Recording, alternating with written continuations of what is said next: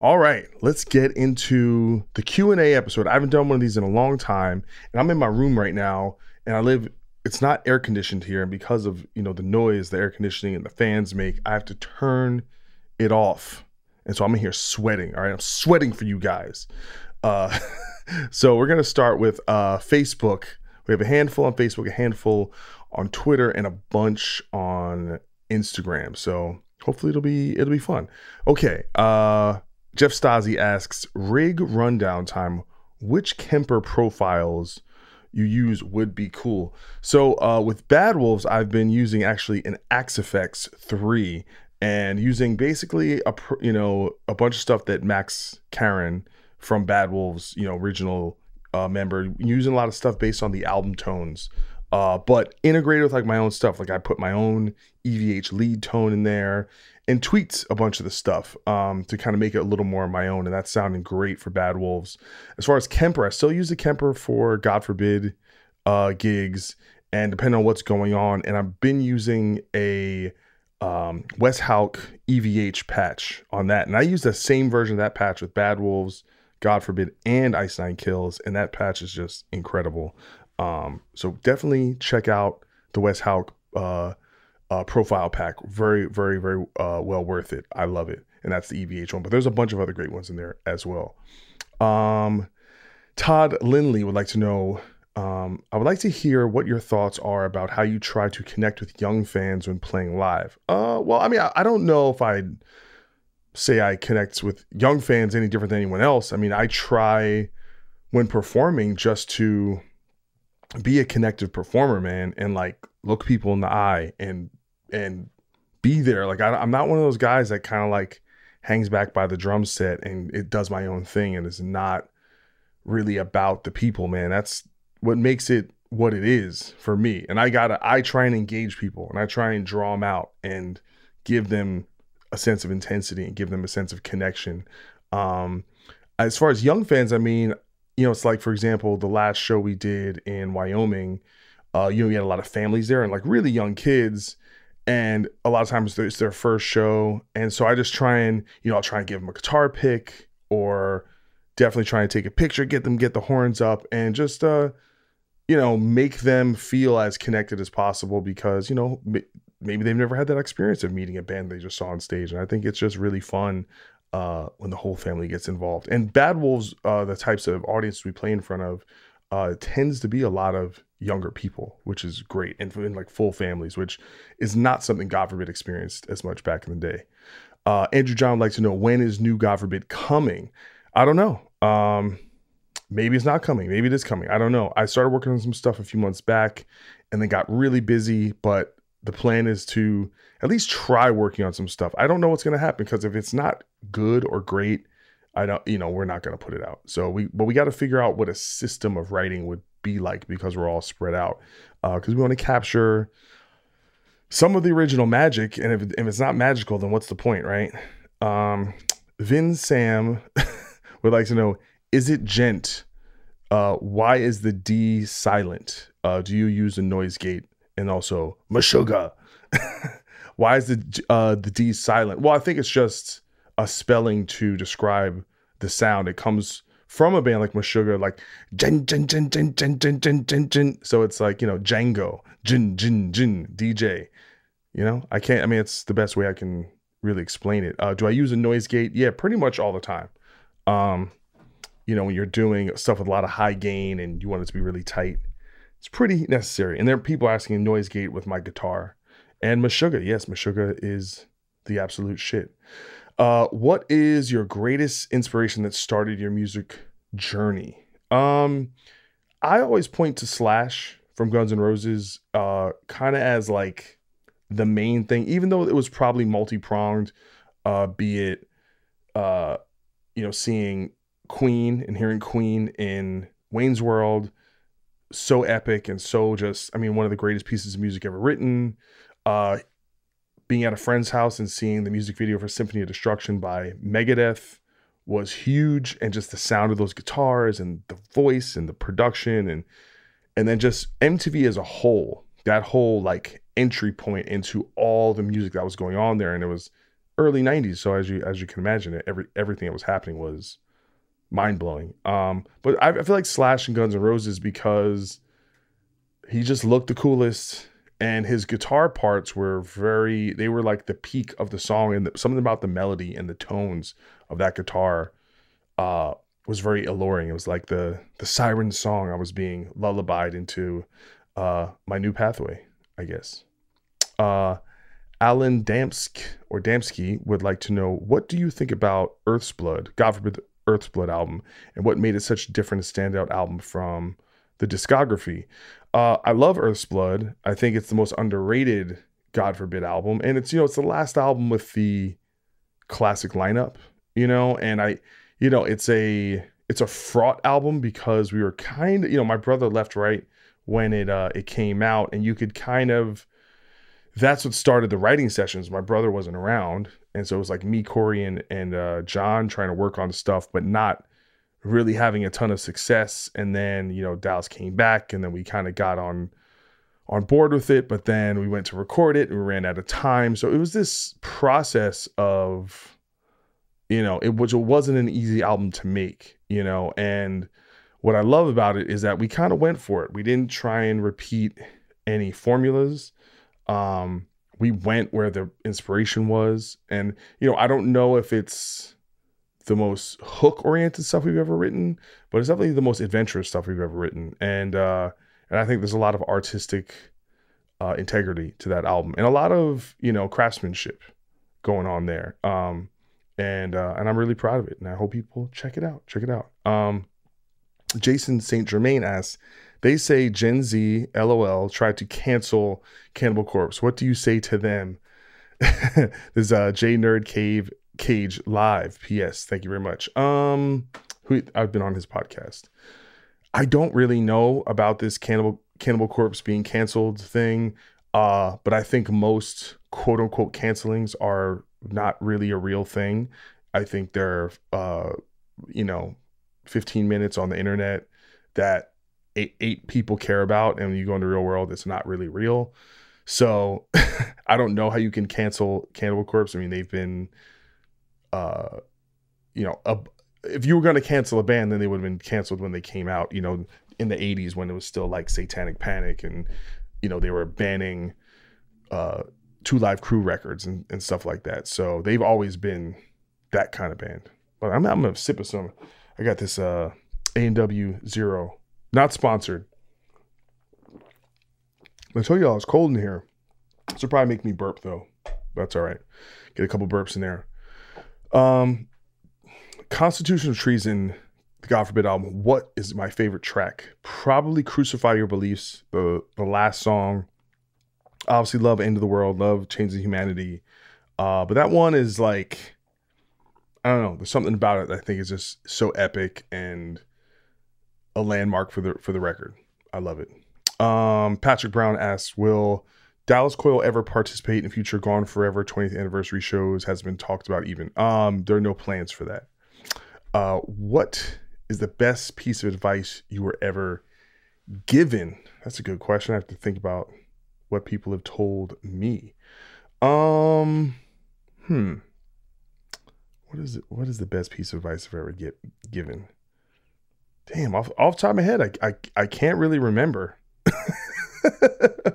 Damn, maybe it will come to me. I don't know if people have given me enough advice, but I mean, I can I can talk about some recent advice. When I was getting ready to put out my solo song, and I was talking to Eric German, good friend, is was a lawyer for Bad Wolves, and he's like, was asking me like, what are my goals, for the thing, for the project, and sometimes it's not even advice, it's just asking the right questions, and my goals with it were just like, I want to advance kind of the way the world sees me, and it doesn't, because people will know, are you going to do a solo album? Are you going to be a solo guy? Are you going to tour? It's like, I'm not really worried about that right now. I just want to do something cool.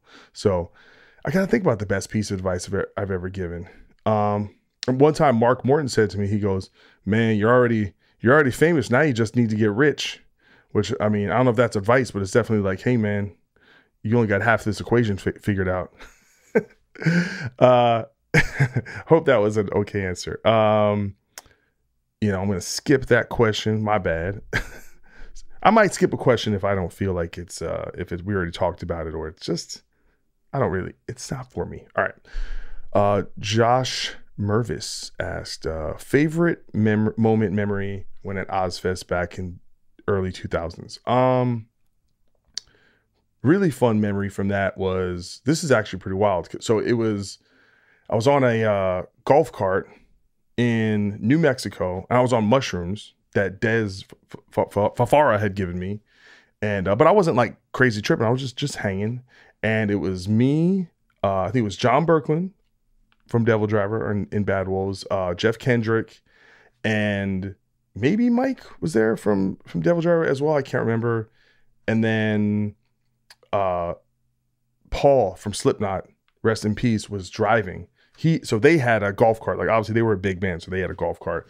And we drove from the side stage to the main stage, backstage, and Zakk Wylde was holding court, and this is back when he was drinking, and just rolled up, and this motherfucker was telling this crazy ass story about like Aerosmith of all bands was saying how Aerosmith needs to give it up, man, because they're like, they've already peaked. And then he started making this football analogy about how, Barry Sanders, the running back, he quit at his peak, and like Emmitt Smith, he sucks because he just kept going so he can get records and stuff. And then he looked at me dead in the eye, and he's like, if me and you, by the way, I don't think he knew who I was, but he was like, if me and you, we did something, we went all the way.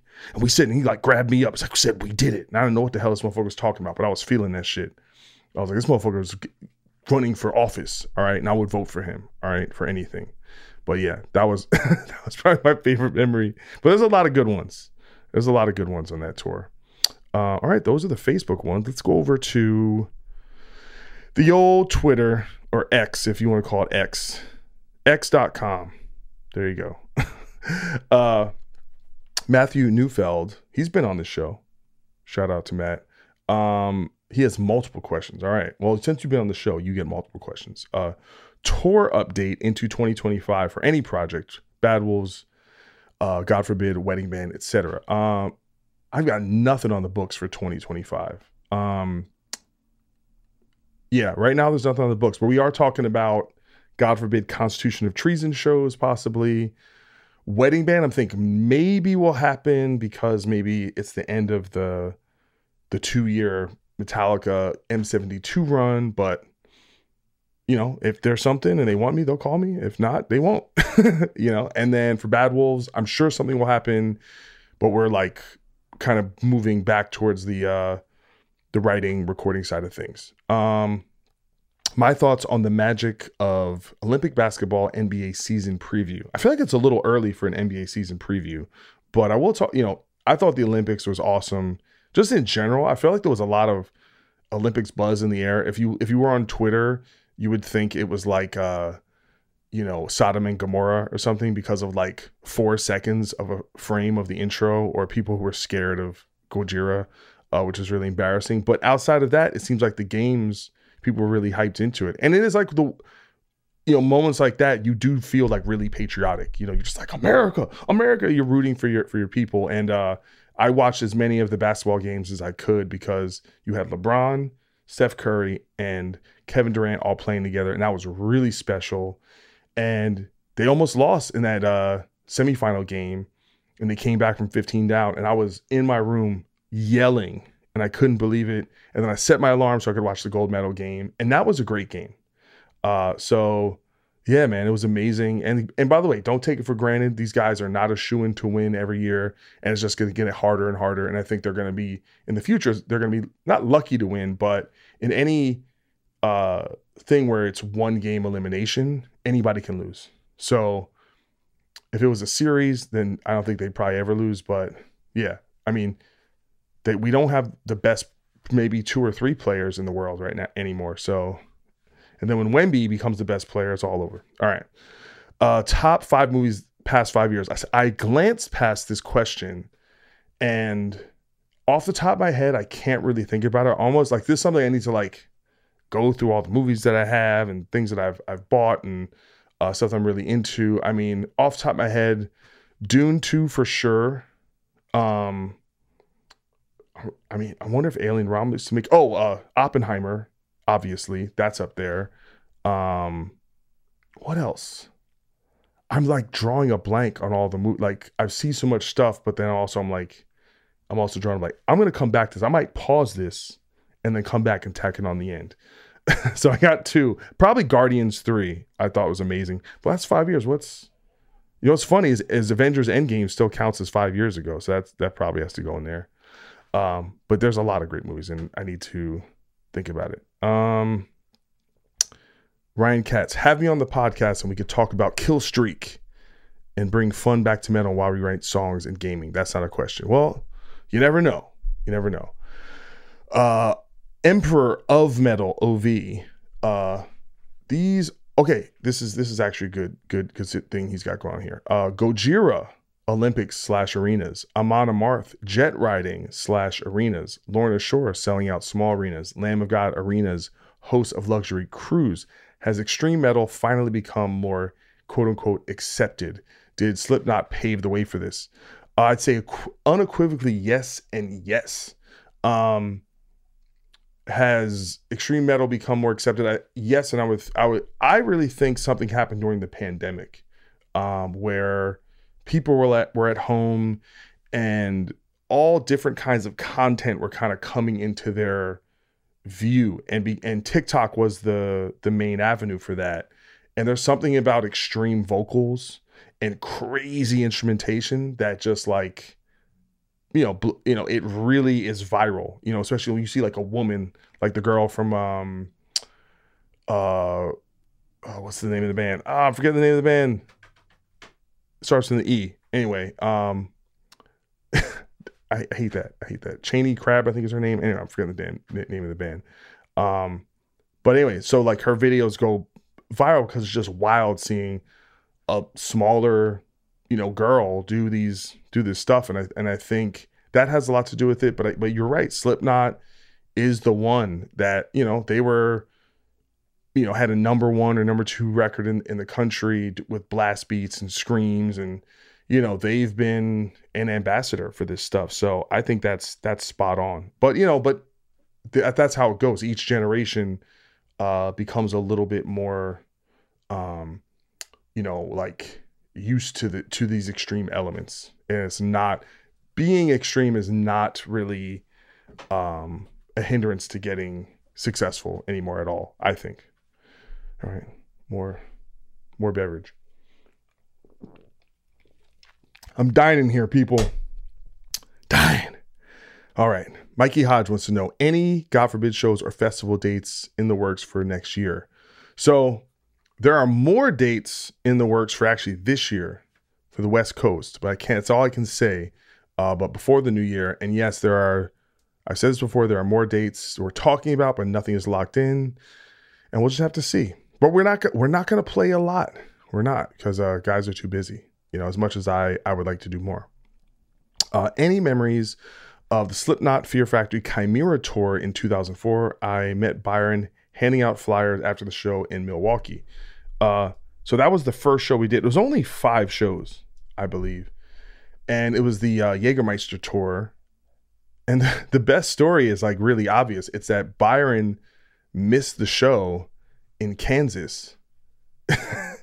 And it was because we were in a van, and he decided to stay on Chimera's bus that night and hang out with them.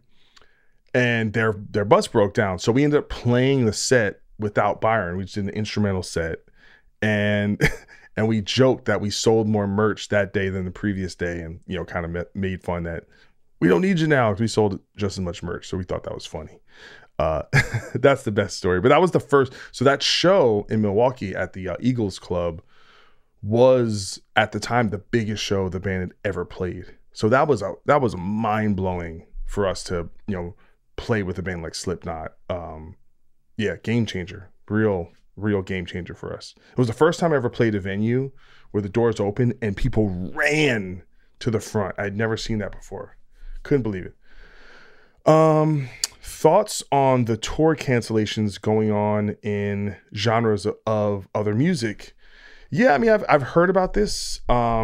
Listen, here's my main kind of response to that is what goes up must come down, in that we've basically been at peak touring levels for the last few years. Like we're selling the most tickets, people are going to the most concerts, and they're really expensive, which by the way flies in the face of us all. The economy is terrible. I'm like, really? Then how are there 50,000 people at the Taylor Swift show at $300 a ticket? Where is everyone getting all this money from? But you know, but yeah, so I think it's just, you know, everything can't be a peak forever. And so you have some artists just playing venues that are a little too big. Maybe the tickets are a little too expensive. And I think it's a tough marketplace, you know, and not everyone can be Taylor Swift and literally sell out every show, no matter what the price is. And, you know, and because there's so much touring, there's also a lot of competition. So I would probably defer to someone who is really on the promotion side, who really understands from a detailed way empirically, because I don't have the numbers and I'm not looking at broad trends across all genres and kind of seeing what's performing, what's underperforming. So I can't speak to that, but I just think it can't be at a peak forever. And this shit happens. It's not like, what was it? The Black Keys, you know, announced like an arena tour or like a shed tour, and they canceled the tour. And it's like, hey man, it is what it is. I think the Black Keys will be just fine. I wouldn't worry about it. Just because you don't have to play arenas to be successful. So, B Riffs wants to know Alex Webster or James Murphy, maybe Terrence Hobbs from Suffocation. These are question marks. All sick players. I don't know why I have to choose one or the other. One's a bass player, one's a lead guitar player, and one is also a sick rhythm lead guitar player. So can't they just all play together? Boom, it wins. Meatball Rocks would like to know, even if you're one of those bands that will no doubt get noticed and rise to at least a certain level of fame, what are the advantages/disadvantages of eventually signing to a label? And what are the red flags to look out when talking with labels? All right. So I could say this as someone who just put out something on his own, that it's a lot of work putting out your own music, especially if you're going to really be invested in marketing it and promoting it, and that stuff is very expensive, depending on what you decide to do. You know, I'm deciding to put some money into certain things like digital advertising and, on making, like viral content, and there's there's a lot of money to be spent. So signing to a label takes the burden off some of that. Like me, I have a lot of contacts in the industry, so I can go out and reach out to this podcast, reach out to this publication, and they'll put it out. But if you're not Doc Coyle, you don't know these people, you don't have their contacts, so you need to hire a publicist and spend $3,000 a month. But if you're with a label, maybe they have an in-house publicist, so you're not having to deal with that stuff. So listen, it's a trade-off. I am not this guy who's like anti-labels. I think they serve a huge role in that they're a business partner and they're helping you fund and promote your music and market it. And for that percentage, which is a large percentage they get, some of that burden is taken off of you. It's always easier to do things with partners. So each entity has to decide what they need, because if you have money, then maybe you don't need that from a label, right? So they don't get as big of a cut, or maybe you get to keep your masters, And I'd say a big downside about a label is control. Maybe they're going to tell you to not do this thing creatively, or maybe you want to release a song or a video, and they go, we don't like that. And that's really something to worry about. And I'd say red flags to look out with dealing with label. First off, just have a good lawyer look at your contract. That's the main thing. I would personally avoid anything that gives them access to like your touring revenue or merchandise. And sometimes in this, I don't have a problem with, where maybe the label has for every album, they get an exclusive shirt that they get to sell. I don't really have a problem with that as long as you get a royalty of that. But things like that I think are okay. But yeah, just be careful. You know, and it's all about leverage. If you don't have leverage, ultimately you're at the whims. And if you sign it, just remember, no one put a gun to your head. And unless it's Suge Knight. And maybe he'll hang you out of a window. All right. Mary F. Clayton, besides yourself, who in your opinion is the best musician to come from New Jersey? She says, I'll go with John Bon Jovi. Personally, I was never a Springsteen fan, and my dad's answer would have been Sinatra. All three are tremendously talented. Can't deny that. I mean, can't mess with Bon Jovi, man. That guy is incredible. I know people have kind of been ragging on him for having some vocal issues lately, but I know he had surgery. But that guy's a monster. But listen, I'm going to go with my boys in Symphony X, Michael Romeo. Are you kidding me? And Russell, the singer. I mean, those guys together. I mean, that's probably my favorite. But I'm a metalhead, so that's Michael Romeo is like a musical genius. So I'm gonna go with that guy. And Russell, probably my favorite, or one of my favorite singers in metal. Period. Why am I forgetting his last name? I forget his last name. But Russell from Symphony X singer. Good Lord. Guy on the couch. Am I a Transformers fan? Do you want to watch? What is going on here? What is? All right, I don't really get this question. Yes, I don't really understand that. I don't get it. All right, so we're gonna move on. Daniel Higgins. What's it gonna take to get, God forbid, to do a proper tour, at least a Chicago stop? I already mentioned a Chicago stop for this year, and we just couldn't make the schedules work. As far as the tour, I mean, it would probably have to be something massive, to get people to like be able to like leave their job. I don't know if they might not even be able to do that at all. Maybe you have to get a fill-in. I have no idea. It's a good question. I don't know the answer. A lot of God forbid questions today. I guess all the diehards are God forbid fans. Frank Modica, in God forbid, which riff, melody / song just came to you and flowed effortlessly, which felt like an uphill battle where you had to tweak over for many days until you were satisfied? I'd say, stuff like, Antihero, that like up until the first breakdown, like that just came really easy. End of the World, like that main riff. I remember writing that on Ozfest on an acoustic guitar. As far as stuff that was, kind of a battle, I'd say stuff maybe like, what's a good example? Like, Where We Come From the last album was just a lot of tweaking and changing. And that's why I like the song, but I feel like stuff in the chorus is just a little overwrought. There's just too much going on. I think there's just like some cool parts, but I don't know. I feel like on some of the later records, maybe it's just a little too technical, and not because it's trying to be technical. It's just what I was playing. And I didn't really realize, I was like, hey man, just tone it down. I think there's this idea like, well, it needs to be technical because that's what metal is. And maybe I need to, not take it too seriously. All right. We're done with the old, with Twitter.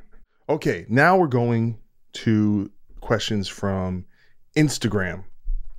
Okay. My teenage friend, or she's not teenage, but we were friends when we were teenagers, from Jersey, says, Rachel Gervasi, is it hard being so handsome and so talented all at the same time?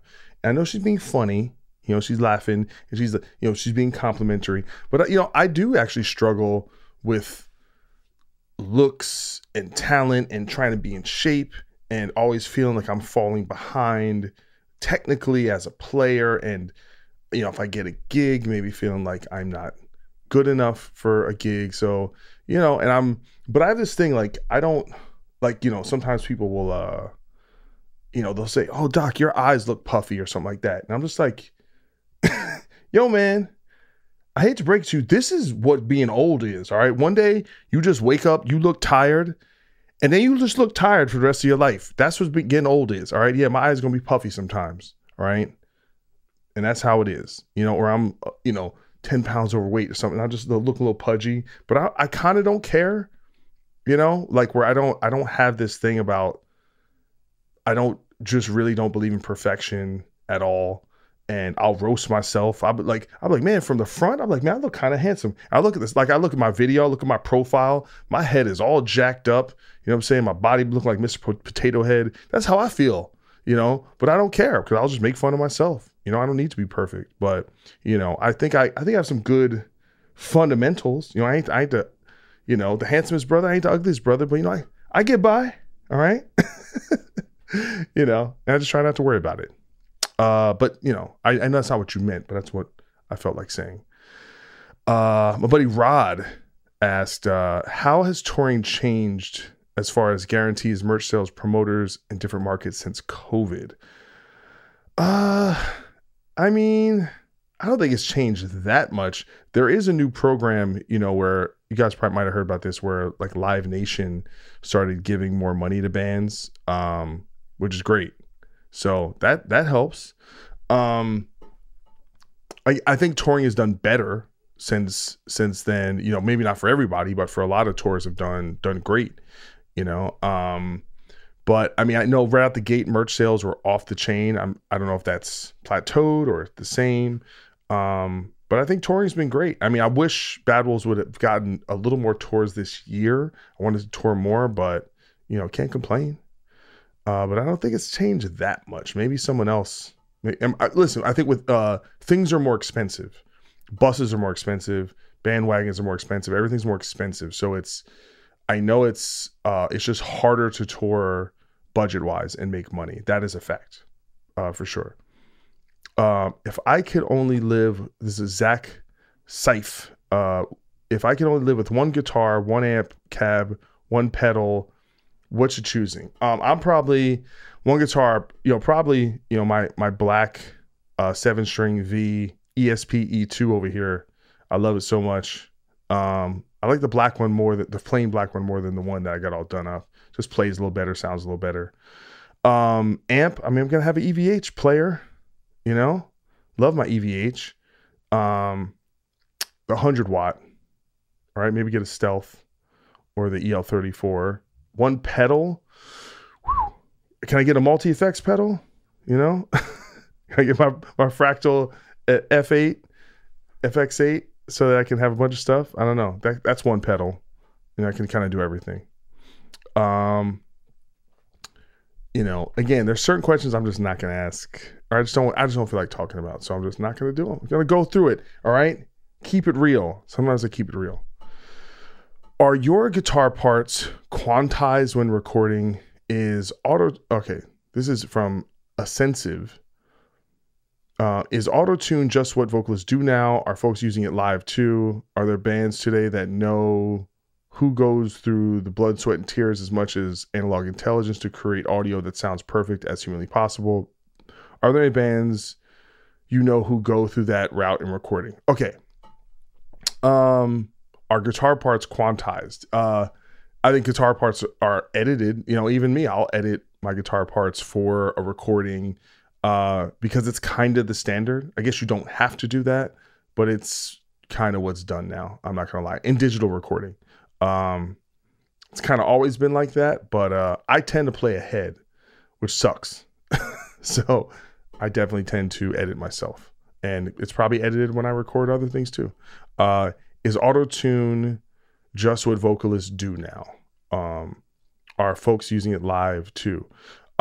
It's pretty much the industry standard. I'm sure there are singers out there. I've heard like Adele doesn't use it, but I could be wrong. But I think it is more or less the industry standard. But again, it's not.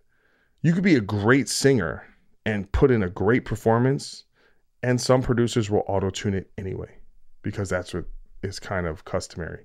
And yeah, people use it live too, to different effects, not what you probably think it is. And I've heard it, by the way, bands, they're like, oh, they're using auto-tune, and I still hear that it's out sometimes. So it's definitely not making it perfect, but it just, it's like all this technology makes it sound better. And by the way, if you don't use this stuff, right? Anytime someone blows it live, has a shitty show, when they're not using any of this stuff, it goes viral, right? And people clown you, right? And I talked about what happened with John Bon Jovi. It happened with Puddle of Mud. You know, so some people are so fearful of that, then they'll, you know, they try and do what they can do. So I don't really, I get the hesitancy around wanting bands to do that, but I also get bands, you know, feel like the standard is higher and they want to represent their album as much as possible. But they're up there singing. They're singing their ass off. Other bands say that, you know, go through blood, sweat, and tears. Yeah, I mean, there are bands who don't do any of that. They're just going up there and they're playing. And that's plenty of bands. And there are other bands who go that route in recording? Absolutely. You know, I'm sure, like a band, I mentioned the Black Keys. I bet you a band like that, or a band like Queens of the Stone Age, is probably like all analog, you know, like keeping it as organic as possible. But that doesn't work for every band. You know, it works for some types of music and it doesn't work for other kinds of music. So, you know, but yeah, I mean, I'm of the mind that shit is, yes, it's too produced, it's too perfect, it's too the same, it sounds too much like a computer, and that's my thing. But it depends what style, right? Some music is electronic music. It's literally made on the computer, so that's what it's supposed to be. You know, listen to Skrillex or some shit like that. And some things are meant to be very organic. So I don't know. I don't want to make a broad statement about that. Stand up Steve, or stand Steve up. I guess he does stand up, I hope. I can't get enough stories about the M72 tour. Any cool dinner memories? Would love to hear your impression of Lars. I got to meet him once, and that dude was so charming and genuine. So when we were in Paris last year with Ice Nine Kills, it was the second show, but the first like dinner we got invited to. And it was the first time most of the Ice Nine Kills guys met Metallica. And I remember Lars was sitting there talking with Spencer and Ricky, and the band was supposed to leave. Like the tour manager was like, we need to go. And I was just trying to be like, hey man, these guys have never met these guys. And I remember Lars said the best thing. He's like, you got to let them know that they work for you. The bus leaves and you guys say it leaves. Which I loved, you know, which he's right. He's right. It says, hey, they work for you. And that's a special moment. And I don't think you should be a rush to get out the door when Metallica invites you to dinner and or after party, and you're actually getting to hang out with them and talk to them and absorb all the wisdom and have that moment. So that was really cool. The real introverted art. Sometimes you read some of these names and you're like, what's the start of the word? What's the end? That's funny. The real introverted art. Interesting. I never actually read it out. When are you having Ben Eller on the podcast? By the way, I love Ben Eller, one of the best guitar players and content creators, YouTubers out there. I'd love to have Ben on anytime. He's one of the best guys around. And he's so good. He's so good. It makes me jealous, but I love him so much. So anytime, Ben. All right, Mike Daly. When is ESP going to give you a well-deserved signature model? Okay, I think I've answered this before, but we're going to answer it again. We can't make a signature until I make a custom. I haven't made a custom because I haven't focused on making a custom, and that's my fault. So I could have done that years ago. And I just, partially because I didn't know what I want, or I need to actually sit down and design it. I'm not Mr. Guitar, the guy who understands every kind of wood and what this does and what these like. I'm an idiot, okay. But I do have an idea right now, but I just need to carve out time and go, okay, I'm going to work on this. Then you send it in, and then it takes like a year for it to show up.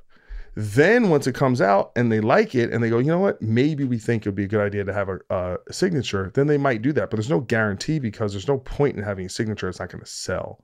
So we kind of, between them and I, have to decide if it makes sense to do that. And it's not presumed, and I don't presume it, but I think it would be cool. I think now is a good time to do it, especially since I got these 2 new Vs and everyone's flipping out about them. So I'm probably going to do something like that. Griffin Ernst. Are there any new techniques you learned from your time in Ice Nine Kills that helped or changed your techniques as a player? Anything you'd like to incorporate into new music? I think anytime you learn a bunch of new music of a certain ilk, it factors its way into your playing. Like there's things with Bad Wolves solos I wouldn't have played that way if I didn't play with Darkest Hour. There are things on the last God Forbid record I wouldn't have written if I didn't play with Lamb of God. It's kind of hard to say like what got into my playing. Like there's a technicality to some of the Ice Nine Kills stuff that I think just expanded my like intricacies. There's this, what's the name of that song? I think it's the second song on Horrorwood. There's like a breakdown. It's like, it's so fucking weird and so all over the place. And things like that kind of just push you a little bit out of your comfort zone. And so the next time I encounter something like that, I'll have a better framework. And there's also a bunch of lead stuff that, because I was playing lead and I switched to rhythm, so I never got to really hone in on the lead stuff. And I want to actually spend time to actually work on that stuff and kind of get into some of Dan's playing and learn some of that stuff, because it's no joke. All right.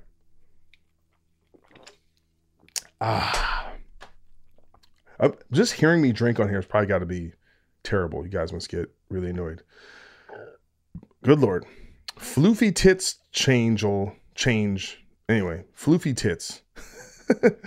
When is the next Bad Wolves album coming out? I don't know. Next year, maybe? I don't know, something like that. Probably next year. What is it like touring with Ice Nine Kills and Metallica? It's fucking incredible. I mean, it's, for what we do, it's about as big as it gets in terms of the size of the crowds. And, Ice Nine Kills runs a very professional operation, and they're lovely guys, and they're so talented. So it's like, just to be in their midst, I was just very happy to be there. I felt very honored to be there. What was it like being on your first tour? You were nervous, scared, or flat out drunk when you were doing your first tour? Probably all that, I mean, I guess it wasn't that different than playing it at home, but I think it just, because when God Forbid would play, we would do weekends, right? And so we would drive to Long Island, or we'd drive to New Bedford, Massachusetts, or we drive to Connecticut, I think the furthest we drove at one time was to South Carolina, went to Virginia Beach, so it's like, it's not that different, than doing like a weekend of shows. But I think our first tour, it was the summer of 2000, or summer or spring, I can't remember. Might have been springtime.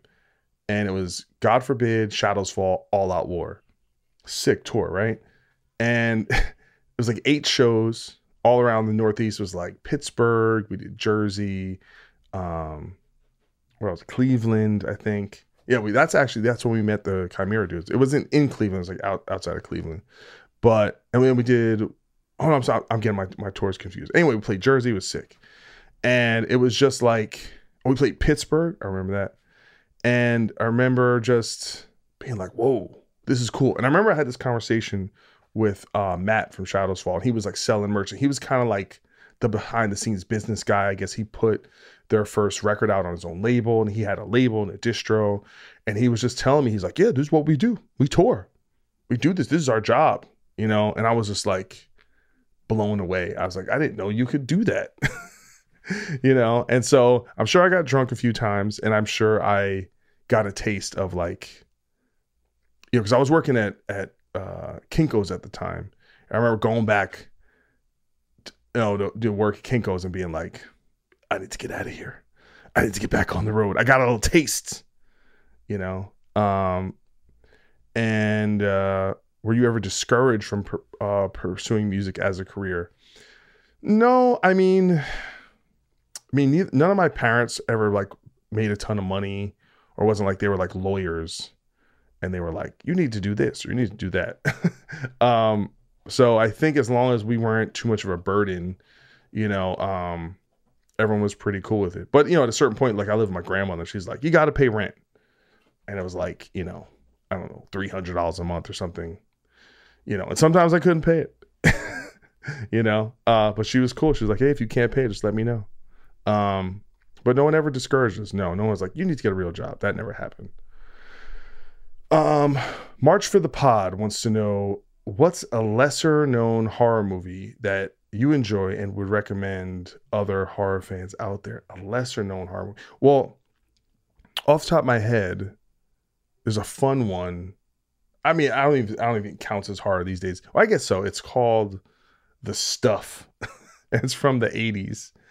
And it's like about this like this almost like yogurt like drink that, you know, it just takes over the world, and everyone's flipping out about it, like addicted to it, and they're just like, you can't keep it in stores, and it, like, you know, it eats out your insides and turns into a monster. It's pretty great. Super 80s, really fun.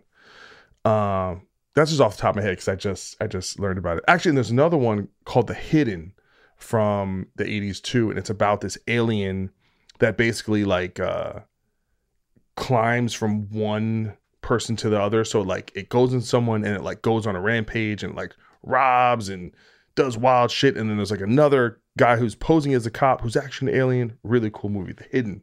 But is that, again, I guess it's horror, action, good stuff.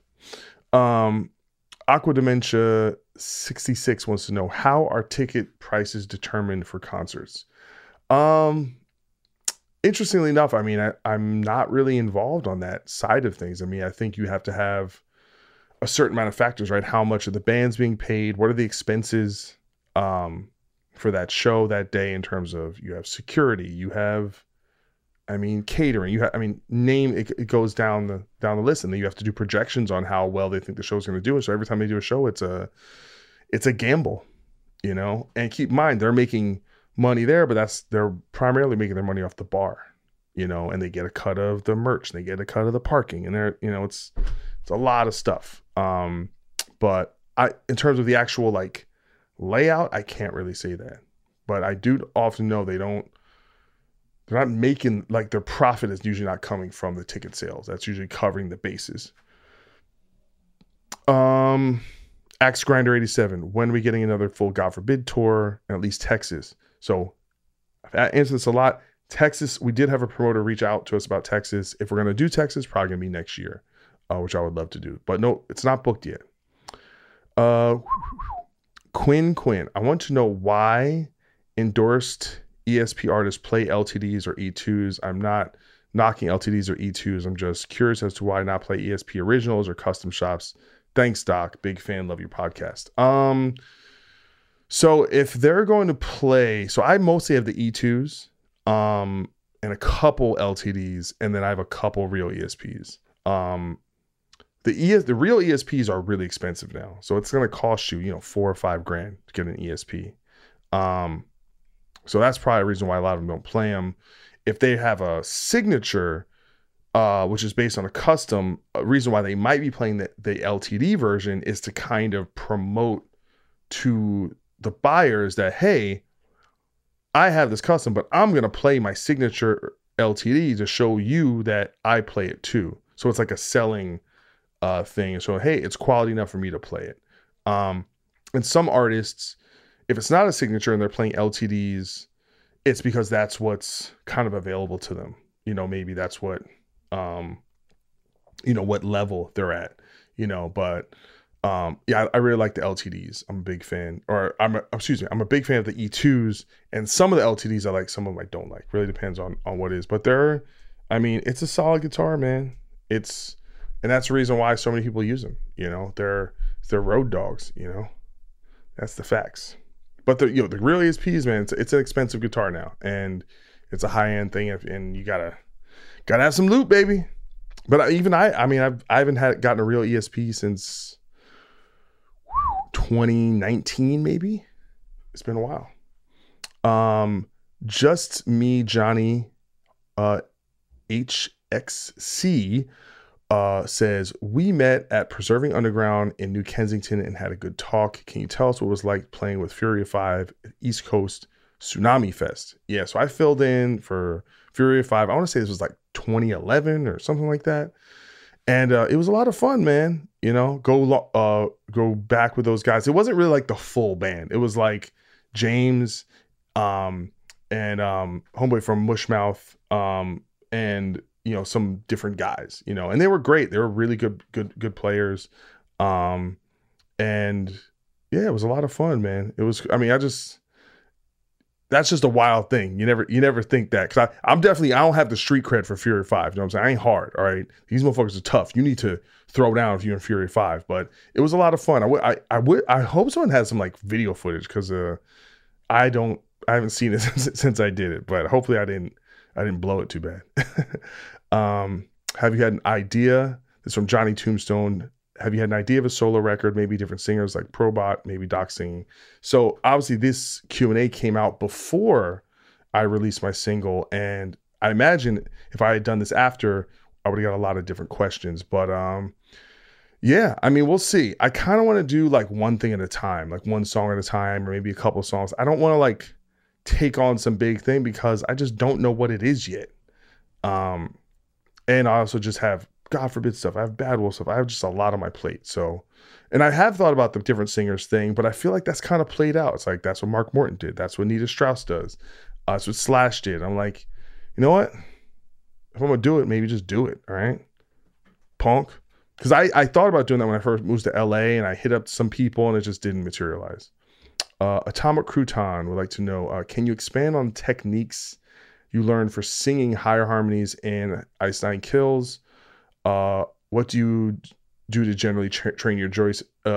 What do you do to generally train your voice, especially as an instrumentalist who sings while performing? So the Ice Nine Kills stuff is the highest stuff I've ever sang.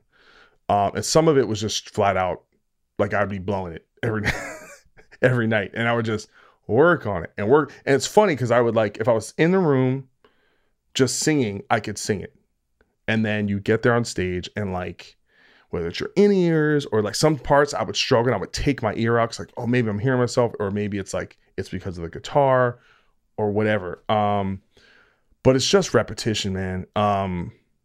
And some stuff you just have to, like, you got to push, like I remember, like, I learned my head voice from singing Zombie.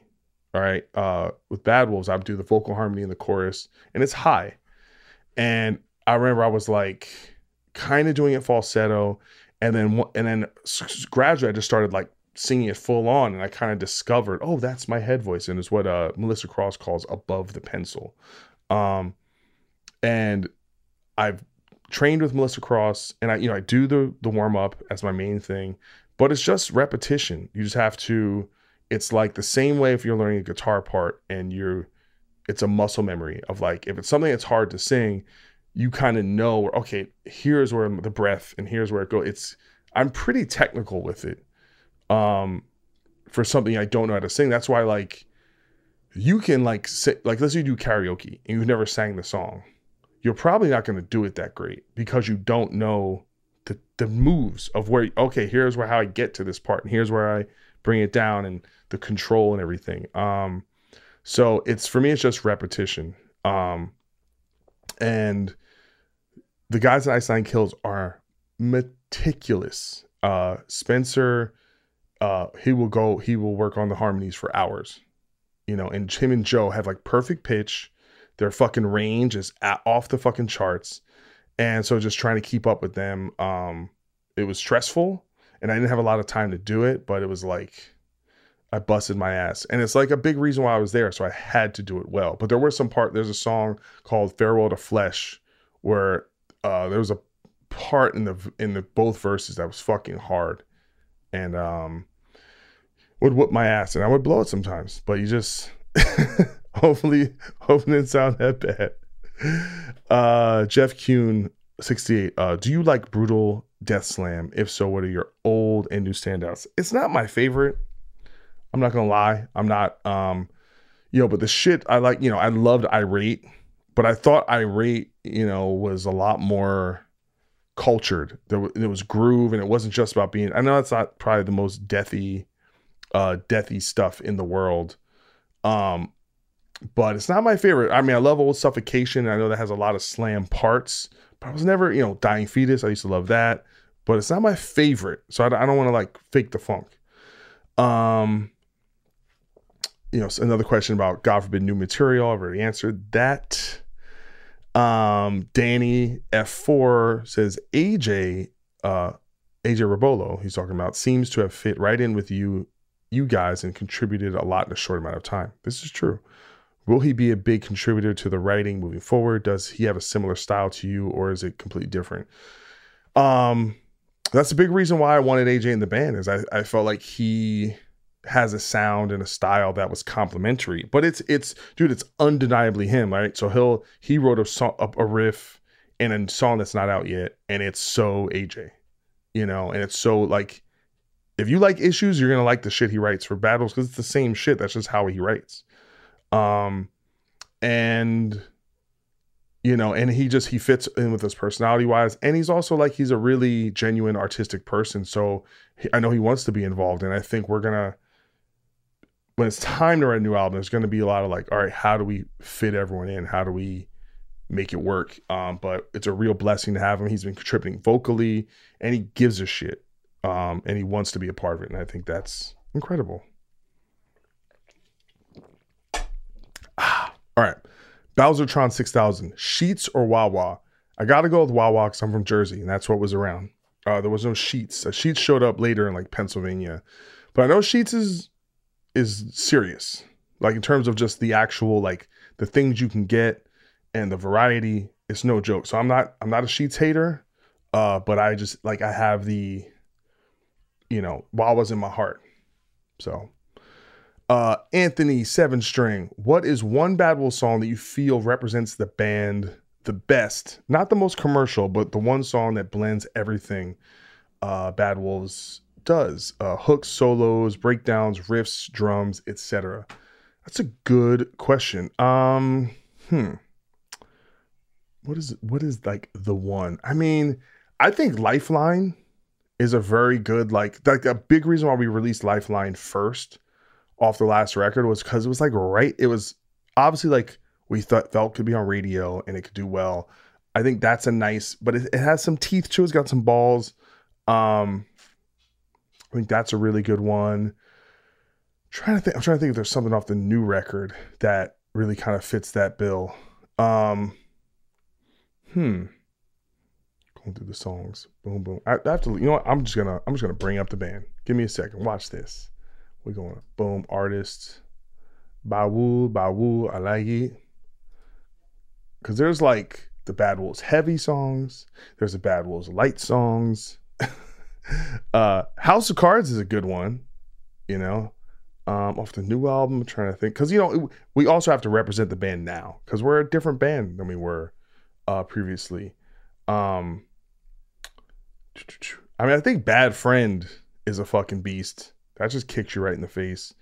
And Turn It Down, I really love that song. I think that's got a little bit of everything, but really depend. I think we are a band that kind of like, these songs are kind of this vibe and these songs are that vibe, and so off the top of my head, I'd say that those few. Mr. Death Metal 910, favorite pair of Jordans. Ooh, man, that's a tough one. In a crunch, I'd probably say the I'm forgetting the name of them.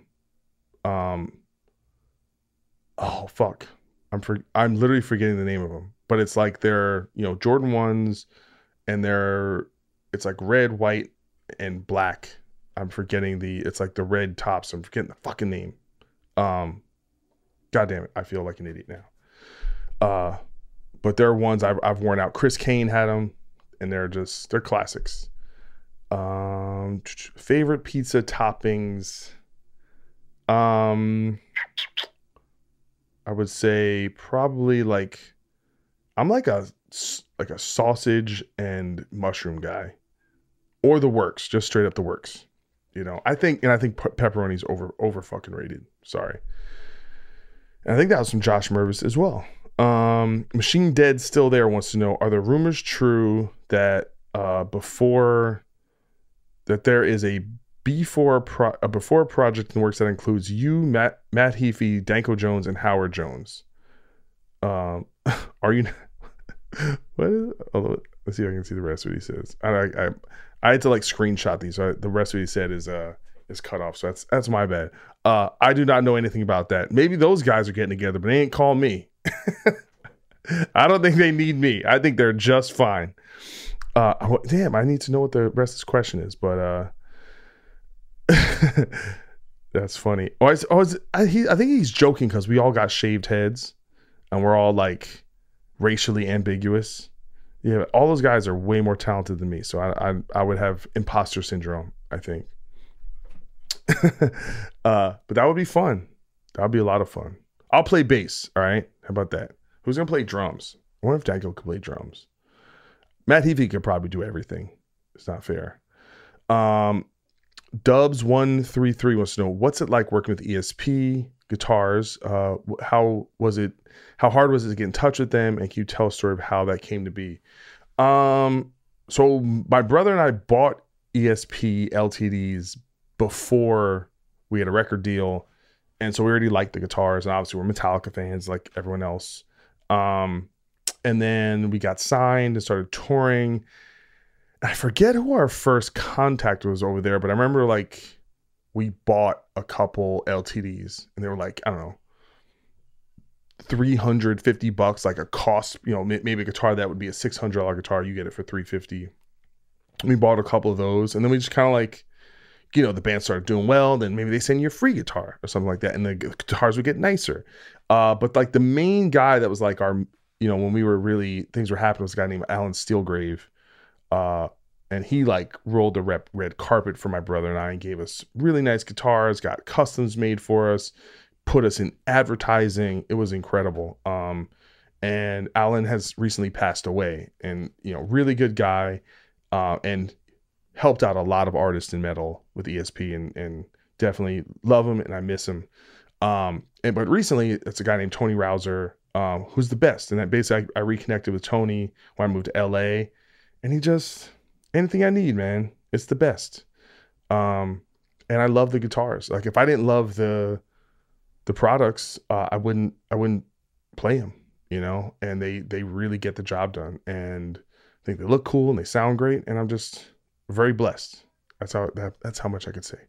And luckily they're here in LA, so anytime I need anything, I can just go down there and they'll fix my guitars up, they'll help me out. It's incredible. Frodo880 asked me about playing with Ice Nine Kills. I pretty much already answered that. Would I do it again? If it made sense, you know. Just scheduling is always a real tough thing, but I have nothing but love and respect for those guys, and love their music, and it's a wild thing to be a part of. So I barely felt like I was cool enough to do it then. I don't know. I'm a year older, a few years older, or a year older. So I don't know if I'm too old now. I've lost. Some kind of monster wants to know, is Nick an official member of God Forbid now? As much as he wants to be, you know. I mean, we're not really a full-time band, but we don't want to do anything without him. So it's just a matter of how much he wants to be involved. But we're not, again, it's like official member of what? We play some shows. Well, maybe we're going to try and write some music. We'll see. It's not that deep, but we don't want to do anything without Nick because he's literally the best. Creepy McCreeper, you don't like playing in drop D, ? Or any other version of top string down, whole step, drop C, B, just standard variations, drop tunings? No, I play in all those, you know, mainly drop C, sometimes drop C sharp.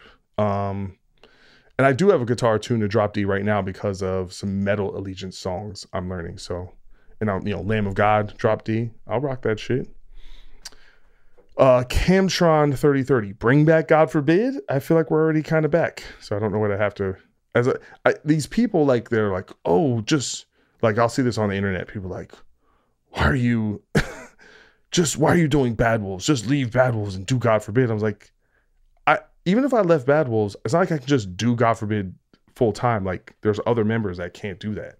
And by the way, we don't even know if we could sustain our lives doing that. So it's like, you know, you guys don't really have a great understanding of how this stuff works and what the reality of things are. So just because you think Bad Wolves is corny or whatever, doesn't mean I can just do the thing you want me to do because you wish I could do it. So get over it.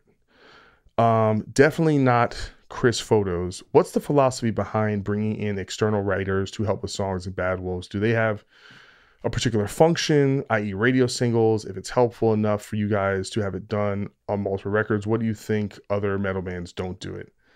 It's a good question. I think, all right, I think people got to remember, right? Like the music industry started, right, as like there were songwriters over here and then there are performers here.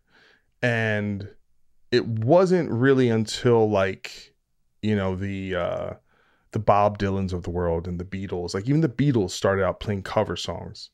The Rolling Stones started out playing cover songs, and things kind of changed where, like the record industry started out as commerce and became art, And so I think when we grew up, we thought of this as just art and like, well, the artist creates the thing and, but then we go back and we say, okay, wow, Michael Jackson, my favorite. Oh, he only wrote like half his songs. And the idea, like you'll hear like Clive Davis, the label man, talk about how it's like about bringing a great song with a great artist or a great performer. All right. Like I remember watching this thing about, Babyface wrote like End of the Road and Boyz II Men sings it, but that's not really, no one downgrades, no one downgrades Boyz II Men for that, or but our culture, the idea of rock is like, no, Led Zeppelin writes their songs or Metallica writes their songs. And God forbid, we wrote our songs. And Bad Wolves, it's a mishmash of that. And I think it's just because of how the band was started, because John didn't have a full band. So he would like work on music with Max, and then like our buddy Brandon, he'd write some stuff with there. He'd have friends, and this guy UC would write some stuff, and and then you kind of get more in this world. And once we got a record deal, it just kind of like, people go, oh, I'm going to write a song with this person. And they bring that to the band. And that kind of became how things worked, so it's a mishmash of things. And listen, I have my own kind of preferences, but it's like these types of songwriters, this is what they do. And there's a reason, like if you do something every day, you're going to be really good at it.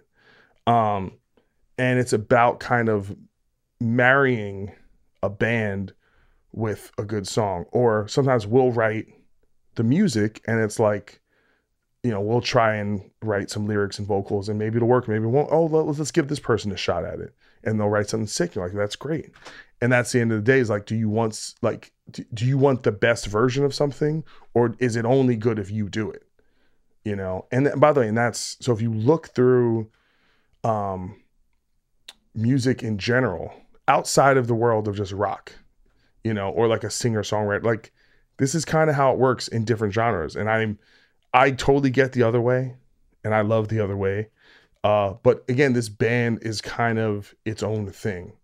That is not my thing. Like I don't control the band. I don't run the band. It's like, it's this machine, and it started that way, well, I guess I'm gonna put it this way. It didn't start that way as a machine, but once the band got a record deal and had, Zoltan on his manager and all these, these things, these forces, that's just what it is. And it's, and as long as everyone involved is okay with that, then that's okay. There's no right way. I just think if you were to look at all the major bands, the really massive bands, most of them are working with some kind of outside songwriters, or you'll have a producer who helps you record, but maybe you write with them, or like people don't realize, they're like, how can this song have 10 different writers? And it's like, because you'll start working on a song with one person or this person, and then someone else, hey, what about this? And then you'll just like, someone will have an idea and like, oh, what about that? And then that little piece is in there. And then someone has a lyric, and I think we have this romantic idea that it's just like, four guys in a room, like the Beatles, and that's how it is. And I've done that and I love that, but everything isn't that. Doesn't make it worse. It's just different, And so it's, you know, it's just all your process have to be different, because sometimes you can be talented, but it doesn't mean like a great song is a great song, right? Where is it? Make it work. But so it's, you know, I have differing feelings about it, but it works for Bad Wolves. Do I want us to write as much as possible? Absolutely. You know, but sometimes it's just a matter of like how you get the project from A to B. Sometimes, you know, you're just trying to make it work. So I feel like I'm being a little bit weird with that answer, but it is a weird question when like to think about it. Cause again, it's not, I don't run the band. I'm not like, this is how it goes. I'm a small piece of a much bigger puzzle, you know? Jason from Guitar Center with like, anything planned to do with Christian Machado music wise? No, I don't have any plans, but I love Christian, and I know Lines at the Gates has new music coming out, and I can't wait to hear the record, and I hope they crush it. Killer Rabbit Pro, when will Bad Wolves do an all-out rager at the ye old spaghetti factory? The people need to know. Time and time again, your fans go to eat a plate of spaghetti without hearing some tasty licks. Well, I think it's time we change that. Make America saucy again. Well, listen, if the spaghetti factory wants to call us and they can afford us, you know, I'm down. Okay. As long as they got a decent PA and stage and some lights. Okay. But, you know, we're all big fans of pasta in the band, and I think it would be a lot of fun. But, all right. I think I'm out of questions. And I'm sweating in this room, all right, sweating to the oldies in here. And if I didn't answer your question, it's probably because I didn't want to, because it was personal, and I'm, you know, I'm not ready for that. So it's all right. But thank you guys for hanging out with me. Please check out my new single, Livin On The Edge. Watch the music video, download it, stream it, tell your mama, tell your mama's mama. And yeah, what else do I have going on? Oh, Bad Wolves is playing Rocklahoma this weekend with Disturbed. Come check that out. We just announced a tour with Pop Evil. Go over to badwolvesnation.com. Tickets, VIP is on sale. That's in November. And we're playing Aftershock in October. And then also next month, I'm going to be playing with Metal Allegiance on September 6th in New Jersey at Starland Ballroom, my hometown. We're playing with the Metal Legends. Can't wait. And then God Forbid is playing in Brooklyn on September 21st with Ginger. And then we're playing in Massachusetts, Worcester, headlining the New England Metal Fest pre-party. So lots going on. I'm worn out. I got to go eat some dinner. I love y'all. Mamba's out.